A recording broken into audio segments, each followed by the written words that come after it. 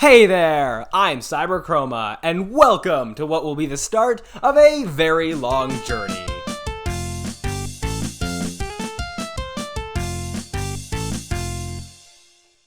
Now, I have been a game developer for many years, but have only actually finished one big project. The rest of what I've worked on has been very small projects and many unfinished prototypes.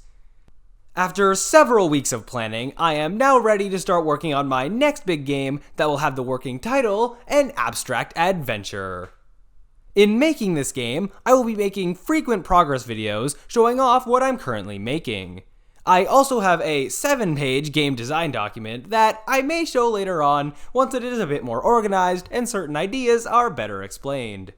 For now, the general premise is that it will be a 2D platformer set in a world of shape creatures, where you play as two different characters in different levels, a square and a circle, who each have different abilities, like the cube being able to wall jump and the sphere being able to bounce to high places, for example. To start off the game making process, I will be making a prototype test level sort of thing, so that I can iron out good feeling gameplay and change things where needed, before I get too deep into designing levels and all that.